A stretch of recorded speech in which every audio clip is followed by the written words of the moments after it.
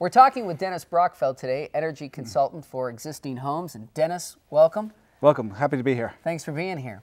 Tell me about your company and what you do. Well, we specialize in making existing houses more comfortable and more energy efficient. How many homes are inefficient when we talk about heat, when we talk about energy? What would you say?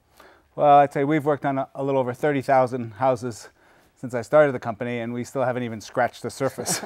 So nowadays, new houses that are Energy Star label, which I would say are less than 5% of the market, are pretty energy efficient. They won't need me.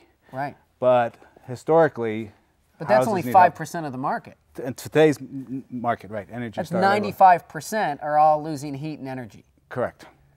Wasting it. Why is that? And we were talking before we got started, and you had the perfect answer. Right, because typically homeowners ask, how many square feet do I get for the buck? And it's not a problem yet, but once you have a problem, you look for the best stock. So once a homeowner acknowledges they have a problem, they look for us. And you do what you call a comfort home audit. Correct. What is it? Tell us a little bit about it. Well, I kind of believe in the 80-20 rule, that if the homeowner is aware of their environment, they probably know where 80% of the problems are, and we can figure out why those are problem areas, either too hot in the summer or too cold in the winter. So we rely on their input, on the comfort audit. And you need all the instrumentation to do an audit where the homeowner doesn't know about the house. Let's say they're deciding to decide between two houses they haven't lived in yet. Mm-hmm. And that's more of a detailed scientific audit. All right, we're also talking about keeping your house cool, you know, right, during the summer. So is that the same process that you go through? It's a little bit different. The physics is a little bit different because the physics of heat goes from hot to cold. Heat does not rise. Warm air rises and warm water rises. But the reason why the upstairs is hotter is basically because it's closer to the roof. Okay. And the roof and attic get so hot. And downstairs is cooler because it's further away from the roof, not because warm air is rising. So we really make sure the attic is well ventilated to let that heat out in the first place. And then we insulate the attic insulation or shading the east and west windows.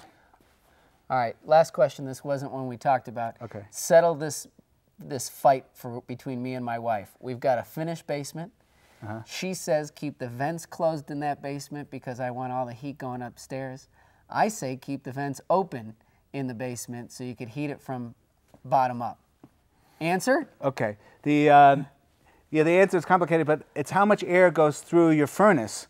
It's like your radiator. When your radiator gets plugged up, your engine overheats. By closing up some of the vents, you're slowing down the amount of heat that's going through your furnace, and so you're sending more of the heat up the chimney. So it's more efficient to have as many vents open as you can and get more air going through that furnace to transfer more into the house.